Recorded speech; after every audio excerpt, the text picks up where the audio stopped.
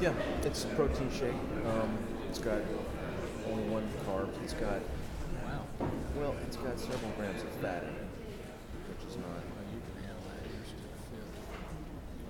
I don't think they're that far. Yeah, I mean, it's a good alternative. Good morning. Happy Valentine's to everybody. I haven't seen too many little things of chocolate up my way, so I don't know what that means. Or maybe I do know what that means. Love is fleeting in this job. Y'all bow with me. Gracious Heavenly Father, thank you. Thank you for all the wonderful blessings. Thank you for what you do for us individually and corporately. Let us keep in mind what we're here for. We're here to help the state of Georgia and the citizens therein. Let us do things that will be pleasing to you and beneficial to our fellow man. Lead, guide, and direct us. In Jesus' name, amen. Again, good morning.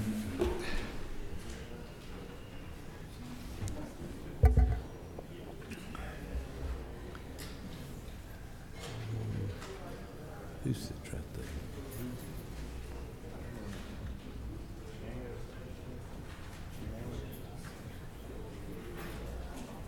I saw it. Okay.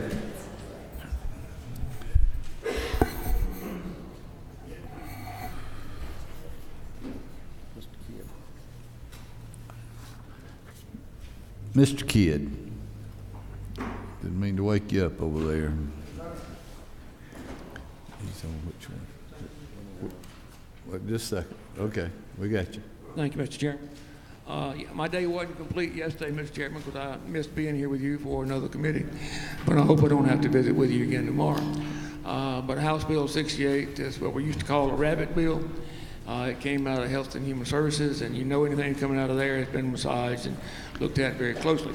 All it does is let the Board of Medical Examiners establish continued education hours for the people they license up to 40 hours biannually. That's all it does. Questions?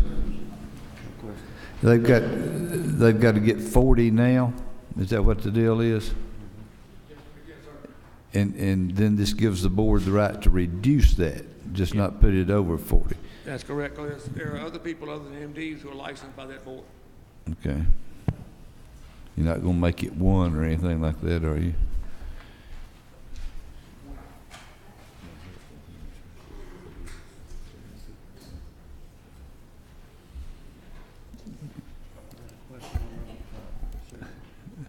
Yes, ma'am. Thank you, Mr. Chairman. What happened is for their national recognition, they require 30 hours. And the board would just like to come in and make it the same with that national test and standard organization. Okay. Thank you. Well, Mackie, you made it. Come on down. Y'all, you have to get on to him. Want to put a fella's bill on the floor and he won't even show up. I don't understand that. Thank you, Mr. Chairman. Happy to be here with you on this Valentine's Day. I'm here to ask for House Bill 160, which prohibits the, let me say this, first of all, it's a bill that was around last term that made it all the way to a conference committee between the House and the Senate and just never got passed prior to the 40th day of the second session, and it passed the House overwhelmingly before. It prohibits the recording of a fee that runs with the land, a monetary fee, where any subsequent transferee of the land would be required to pay a fee to the person who recorded the instrument in the first place. There are exceptions in the bill for homeowners associations, property owners associations, condo associations, and things of that nature. The bill also contains a couple of minor tweaks that were brought up by attorneys who have had to implement the foreclosure registry bill that we passed last year. I would ask for the committee's favorable consideration of House Bill 160. And Harold's here. This is the only chair. Mr. Earhart. Thank you. Thank you, Mr. Chairman. Thank you. Can you hear that? Thank you, Mr. Chairman. Representative Jacobs, I like the underlying premise of the legislation. Give me a reason why we would want to exempt property or condo associations. These are not actors that generally need exemptions from good policy. They need more policy. Right. Well, I understand. I understand your perspective, Chairman Earhart. But the fact of the matter is that those associations generally do record instruments that require the payment of a fee. They're all about fees. Pardon? They're all about fees. I understand that. I understand that, Chairman Earhart. Obviously this bill, having been through the process previously and come through judiciary, was the subject matter of some compromise. The language that you have there that is the exception was the final version of the bill that was pending in the General Assembly last term. I do think the policy in the bill is a valid one. In fact, more than 40 states have adopted exactly this sort of policy, and we've started to see these fees by non-homeowners associations and the like pop up in Georgia. So it is something that is necessary. I understand where you're coming from. But the language with the exceptions was something that was worked out over a long period of time with homeowners associations, condo associations, and their representatives here at the Capitol. Mr. Earhart. Continue to have a difference of opinion. I agree with the underlying policy, but I don't see the exceptions being good policy. Mr. Hamilton. Never mind. All right, thank you. Thank you, Mr. Chairman.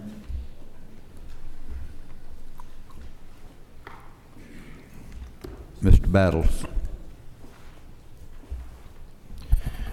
Thank you, Mr. Chairman, committee. I bring to you House Bill 35, and we're working actually off of a substitute, which was LC 35-2890S. This is to designate, by the approval of schools, boards of education, to designate a security person within their school system to go through a set of training and evaluation and ultimately to serve as that resource person for their schools. And I'll be happy to answer any questions that committee might have. Ms. Hughley.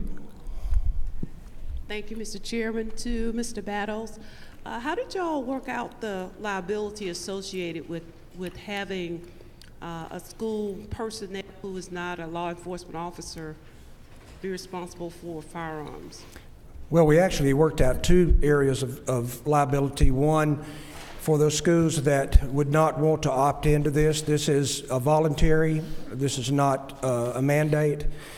And we did not want to put them in harm's way. So if there an incident happened in a school, then they would not be liable, and we covered this in the legislation. Secondly, most school systems have either a campus police with a very small force, and they would have liability coverage for them. It's leaving this up to the local boards of education on how that they cover those individuals who would be designated in those schools under the umbrella of their liability policy. But it would be we're putting all of the responsibility onto the school boards to make sure all of the things that we have covered in this piece of legislation occur before they can certify that person to be that resource officer.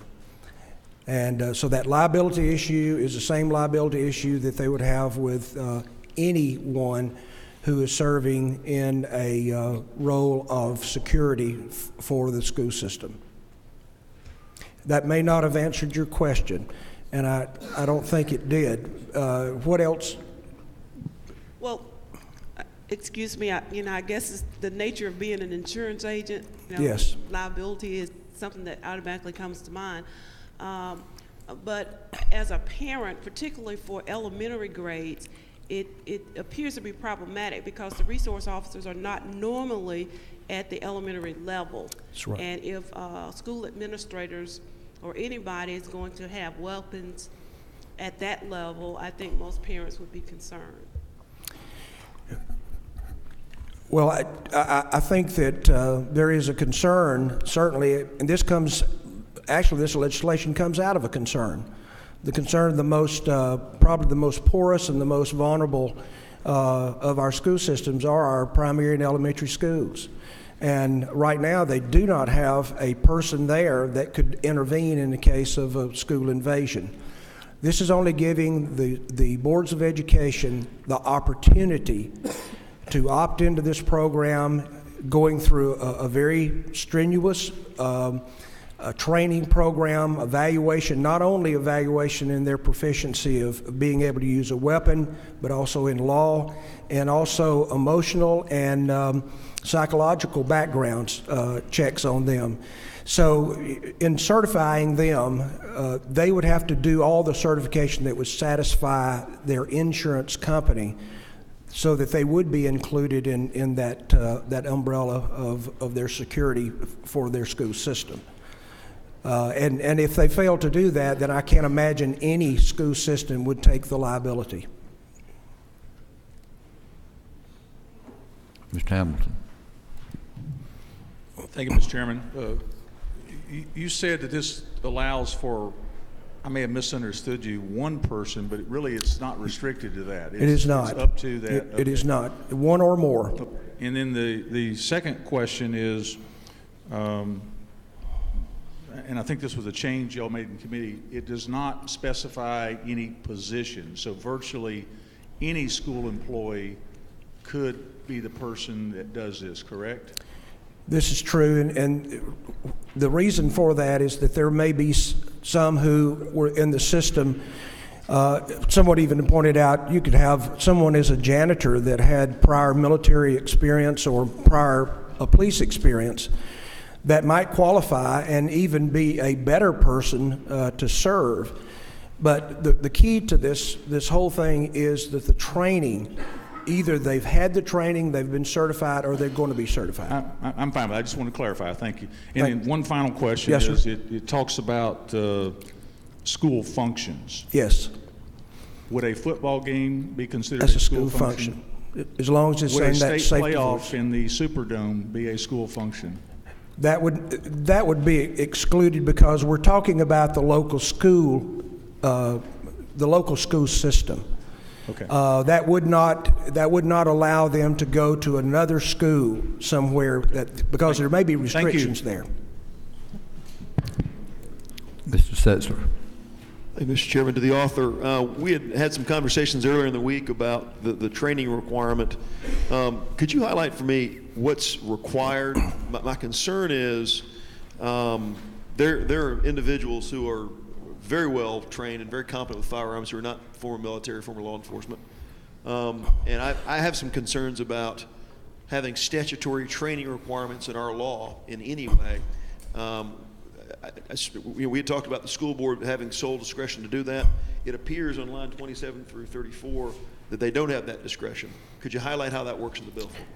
Well, actually, they do have the discretion in that there is, if you'll notice up in B, and then it says policy which would provide for, and then it gives the next 4 items. It says sufficient training of approved personnel prior to being authorized. Again, this is a determination by that school board if there has been sufficient training. We went even further by being a little specific about that, and that is the minimum including training on judgment, pistol shooting, marksmanship, and review of current laws relating to use of force. So we did get specific on some areas. We did want to take in consideration that there are some who have already had some law enforcement training, and if they've been certified, we use them. But again, Chairman, we're going back to the issue that we're giving the discretion to that local school board. They're taking the full responsibility of liability, and I would imagine that they would take that very seriously. And I just say that because the language on line 28, their training shall at a minimum include, that's very prescriptive. Right. I know in line 63 through 67 it says, you can't, a school board can't be held accountable civilly or otherwise for adopting or not adopting a policy, but we're very prescriptive on line 28. And I was of the understanding this was not going to be prescriptive, but elective for school boards with respect to training. The G portion of that bill was put in there for the fact that if a system decided that they would not participate and there was an occurrence of an invasion into the school, that they would not be held liable because they had not necessarily opted out. They just decided that they would not participate. Again, this is by choice, not by we're not legislating them to the point where they have to do this. So this is just relieving them of the liability if they decide that they are not going to participate. We're not constricting them in any way. We're giving local control. That was out of the committee, that was what was generally discussed, was local control. And that's Mr. Williams. Mr. Chairman, very quickly. Yes, sir. I admittedly have not read your bill. Are there any provisions for who pays for the training and the employment? Yes, sir. In this, there is a provision that says that the responsibility either or would include the boards of education, would pay for the training, and there could be other ways that those funds could be raised. They could even ask for grants. There could be those concerned citizens within the community that could donate money to this, and I would imagine some would do that. But someone will have to pay for the training, and I guess the first line would be on that local school board to take that responsibility.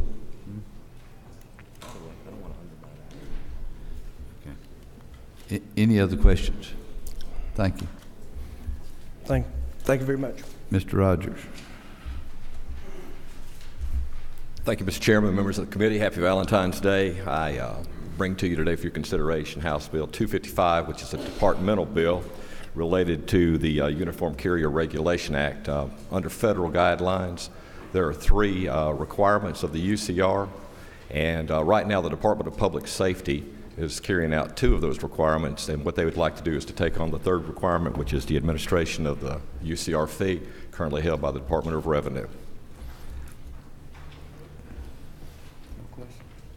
Any questions? Yes, sir. And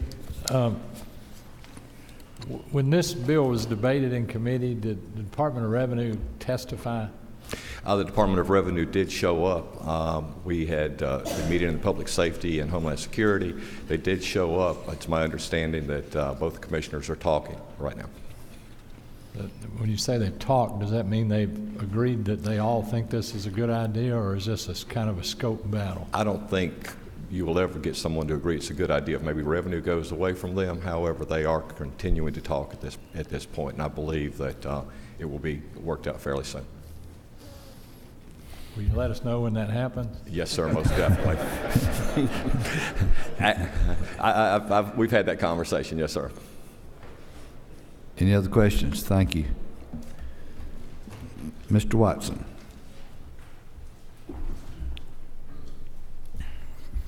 Thank you, Chairman, Committee. Happy Valentine's Day to everyone. I'm here to ask for House Bill 208. It is modeled after the legislation about 3 years ago relating to hospitals, requiring them to give vaccinations to its employees. And actually, the nursing homes almost all do this and are asking for this legislation to finish this up. Basically, it requires them to give vaccinations to their employees free of charge. And if they decline it, obviously no one's going to be forced to have vaccinations. Then it is recorded, and it would be part of that record. Be happy to entertain any questions. Mr. Lindsay. Thank you, Representative. I like the general premise of the bill, but I must admit I'm a bit mystified by sections B and C at lines 24, beginning at lines 24 of the bill. Right. B makes perfect sense because basically, I'll just sort of summarize that. B simply says that if a healthcare provider complies with the law, that there's no liability. Well, that makes perfect sense. What doesn't make sense to me right now, perhaps you can help me with, is C, where it says the failure on the part of a nursing home to comply with the provisions of this code section shall not subject such nursing home to any civil or criminal liability. Right. In other words, we are telling them if you follow the law, there's no liability, and then we're saying, well, if you ignore the law and you don't comply with the terms of the law, there's no liability. That doesn't make sense to me. I understand your concern, and that basically came from a previous law. The Section B is exactly verbatim from the hospital vaccination bill before. And we should have that in right. there. And I'm in full agreement. And there was debate in committee on that, and we elected to keep it in. But I will say I have discussed this with the nursing home industry. If that's a block on the bill, then they are willing to take that out. That came from a bill last year relating to child care centers being required to give a piece of paper for recommendation relating to flu vaccination. And but that's I don't want to belabor that point here. Perhaps you and I can sort of chat together afterwards and, and talk about that. That's my only concern about you. Right, and that's not from the nursing home industry standpoint. Remember, they asked for this legislation. That is not a sticking point for them. Okay, thank you. We can talk about that more later. Ms. Cooper. Mr. Chairman, Representative Lindsay, if you'll go back to the EpiPen bill and some of our members, when we said we gave them immunity if they gave it, and they were very concerned that some people would want to opt out and not give it, and they should get immunity too. And it sort of started back then, and that's how the nursing home industry feels. Well, what if I've got one, nursing home who doesn't want to do this? And that is why you see it in the law. And they don't want to do it unless they have that. Just the explanation. I just think it sounds like ignore the law of impunity. We don't want to do that. Okay, thank you. I'll be glad to take advice on that if something like that comes through again and ask you how to word it. Thank you, sir. Mr. Weldon. Chairman, Representative, in line 26, this bill would give nursing homes immunity from civil or criminal liability or for discipline for unprofessional conduct if they comply with, if they act in good faith and they act in accordance with generally accepted healthcare standards applicable to such nursing home or healthcare facility, right? Yes. And then, if they act in accordance with what they're supposed to do anyway, they wouldn't be liable for it, would they? Well, as you know, and I know, in a court of law, many times that's not necessarily what is actually comes to fruition, but that is a provision that is that does give them immunity if they act in, as you said, generally accepted healthcare standards. Given the flu shot, the liability related to the flu shot, and that goes along with that. So that's the same provision that was in there for the hospital law that was passed 3 years ago. So what this does is this gives them immunity from anything. Somebody goes in there and they give my 95-year-old grandmother. No. Let me. Hold on. Let me okay, just excuse pose this Go ahead. question to you. they give my 95-year-old grandmother, who there's a standard that is different from generally accepted administration of that vaccination, and it's different from what it would be to give me or to give you that vaccination. This gives them immunity from liability for improperly giving my 95-year-old grandmother that immunization. That's not what this bill does. Can I elaborate on that? This bill is for employees and not for the patients. These are free vaccines that they are giving to their employees as a service to their employees. They're giving it free. Now, admittedly, if employees, it costs them money on the upfront, but if employees get the vaccination, they're going to have less illnesses and less absences. So it will save them money in the long run. This does not apply to your 95-year-old grandmother who's in the nursing home. And I concur with Representative Lindsay. I think this is a needed protection for them, offering free vaccines. Now, Section C, I think there's certainly discussion on. And I've discussed that with the nursing homes specifically, including yesterday, and they're okay with that. Well, but don't you agree that there could be differing standards of care that would be required to be given to employees depending on their personal health situation? And accordingly, this would just shield the nursing homes from liability if it's administered improperly. You're correct. It is a flu vaccine. That there are certain precautions that probably most of this room knows that you shouldn't take it if you have allergies to eggs or other issues relating to that. But there are very few contraindications. Most of the time, these flu vaccines, like the public health department in Chatham County, people roll up, put their sleeve up, and they get stuck after signing their informed consent. Same thing in Representative Stevens' pharmacy, same thing in my office. If I could follow up on No. Done. Madam Pro Tem. I had a question, Representative. Do the nursing homes support having to absorb the cost, and there is a cost for the flu shots, as opposed to offering it and allowing the employees to? That was actually my first question to the nursing home. Remember, the nursing homes brought this to me, and they are willing, and most of them do this now, give vaccinations for free to their employees, the ones that want it. And 95% of everybody wants to have the flu vaccine, and they document the ones that don't. They know that it does cost them money up front, but it actually, if they get the flu vaccine, it's going to protect them from the flu in most situations, and it's going to save them money related to absenteeism. Thank you. Thank you. Thank you, Chairman. Mr. Harrell. Thank you, Mr. Chairman. I bring an amendment to House Bill 124.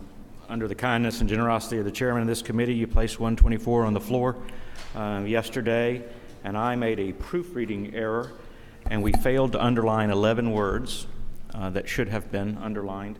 So there's an amendment that strikes line 58 and 59 and inserting in its place the 11 words that should have been underlined in the original bill. Any questions? 19. Mr. Parrish. Thank you, Mr. Chairman. Representative Harrell, let me ask you a question.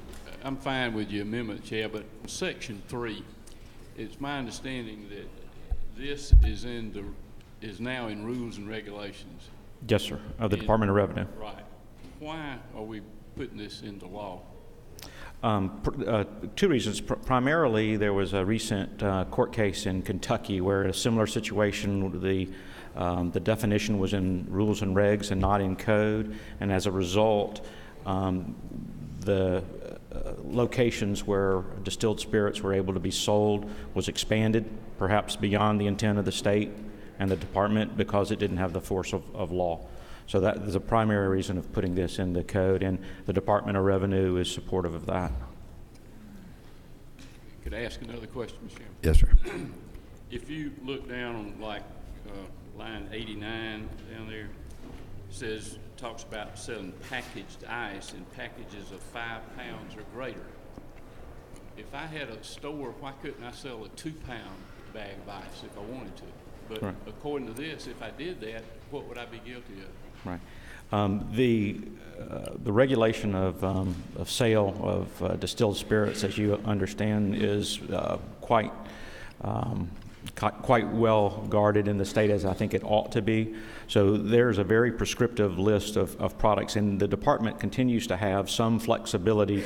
I believe even on that same line, it reads on line 90, that is in compliance with the laws of the state, rules and regs of the Department of Agriculture. So that particular product that you mentioned is regulated by the Department of Agriculture. So should availability of other items within that section be made available, then I think the department there would have the ability to promulgate some modification. Well, if you look down on line 92, I could sell paper, styrofoam, or plastic cups, but if I sold a glass cup, would I be guilty of a misdemeanor? Right. And again, this is in current department rules and regulations, but I believe if you look on 101, that takes care of the glass, plastic, metal. Again, the idea is that, quite frankly, it's been the policy of the state to not encourage those that ought not to be in a liquor store to enter. So I think part of the thinking in both the department and the industry to limit to a degree the products that are sold inside of a retail package store would be items that tend to be either strictly related to the sale of alcohol or age appropriate. And that's where this list was originally developed from. And again, it is in DOR regulations today. Any other questions? Okay, thank you. Mr. Earhart. Yes, sir, Mr. Chairman. I'd like to request House Bill 235. It's a bill that will expand the access to quality optometric and eye care for the citizens of the state of Georgia. Any questions? Yes, we do. Ms. Jones. Thank you, Mr. Chairman. Representative Earhart, ophthalmologists who are trained in pharmacology rarely prescribe oral steroids, in particular without consultation with the primary physician. What specific procedures or conditions would require optometrists to have access to prescribe oral steroids? Not being an optometrist, I wouldn't know the specifics of that. 32 states in this nation, and all military health care, all veterans health care, all health care provided by the federal government allow optometrists who are also trained in pharmacology in the exact same way as the physician community of the ophthalmologist have that capacity. So it is the best practice in most of the states in this country, and the optometrists in Georgia feel like that it would be in the best interest of the citizens of the state of Georgia to have that same capacity. And I would also state that there has never, they have also been prescribing anything and up to oral narcotics like hydrocodone since 1972, and there has never been an issue, never been a court case with them on those prescriptive authorities. So I think they have a pretty good track record. I'd like to have a little more information on it because it is a relatively significant expansion to go to oral steroids, and I'm just trying to understand what the specific procedures or conditions would require it. I'm not opposed to it. I just want to be more educated on this. Thank you. Mr. Golett. You're mashed. Sorry, Mr. Chairman, I didn't hear my name. I'd like to request House Bill 246. This is a administrative housekeeping bill requested by the World Congress Center Authority, came through insurance this week. what they'd like to do is to be able to go on the open market to shop for their flexible benefit plan. A year or two back, they opted out of the state health benefit plan. They thought at the time they could go ahead and go on the open market as well for the state, for their flexible benefit plan, but DOAS informed them they'd have to go ahead and get that done legislatively, and that's what this is meant to do. The reason for that, their overall reason for doing that, is to go ahead and have it as attractive a benefit package as they can for prospective employees and executives over at the authority. And of course, we're all aware of the economic development driver that the authority has in the downtown campus. And the bill has the approval of the administration as well. Mr. Weldon, wait a second. Are you no. questioning? No, Your Honor. Are there any questions of Mr. Golden?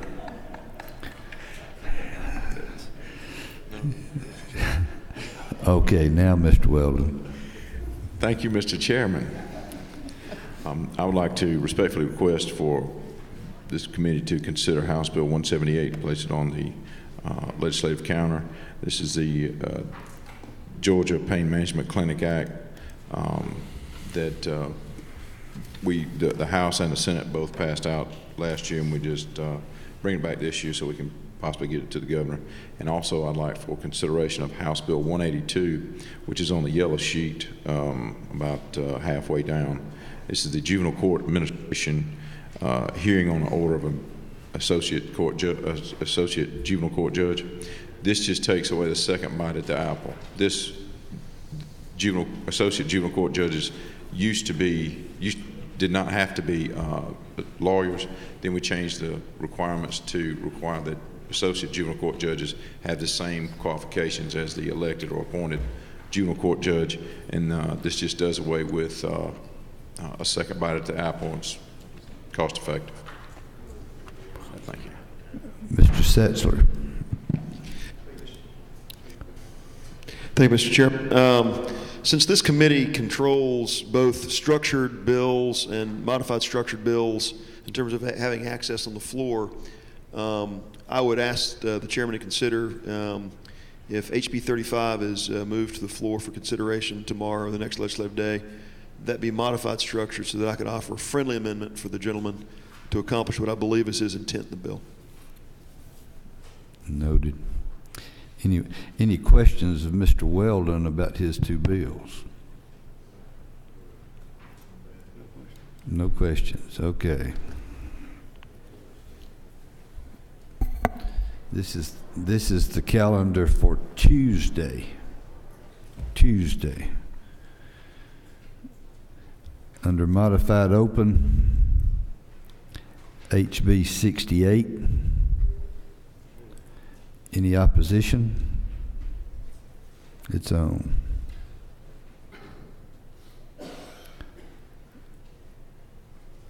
Under modified structure,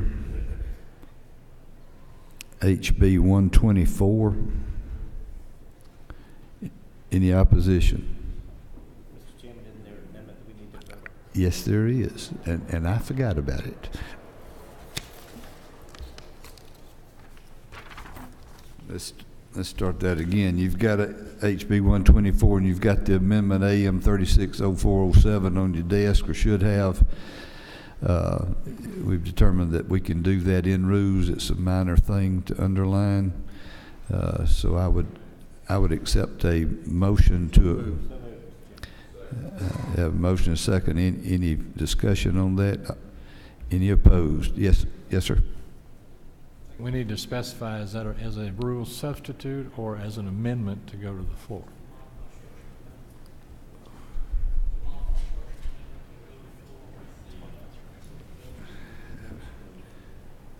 So it's modified structure amendment that will go on the floor.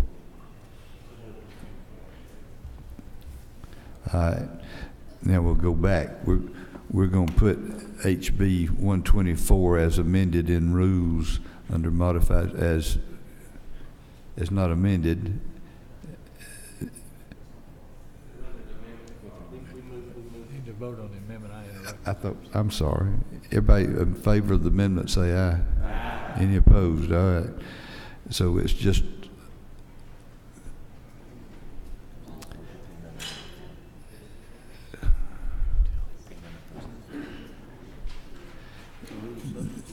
it's not going to be a rule substitute. It's going to be an amendment on the floor for 124. Does everybody agree with that? Okay, it's on there. HB 246 under modified structure. Any opposed? HB 235 under modified structure.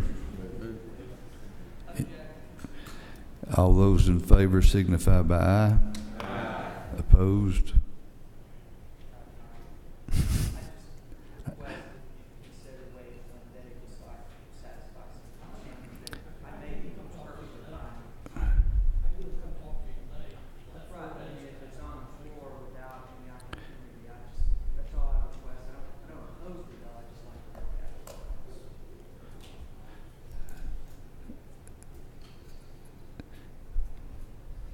It is the right of each member of this committee to ask for a delay of 1 day. So we'll take it off.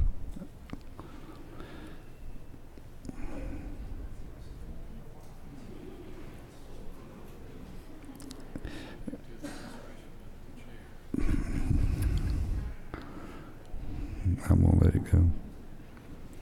Under modified open, HB 182, the yellow sheet, not the blue.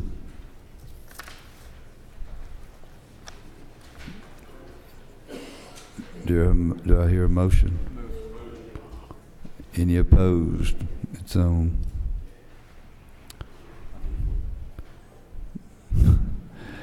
Okay, that's the calendar. One other thing, we're not through. We're not through. I want you to remember that you have a meeting at 11:30 or adjournment, whichever's latest, and back in this room, and it will be for 142 and 143.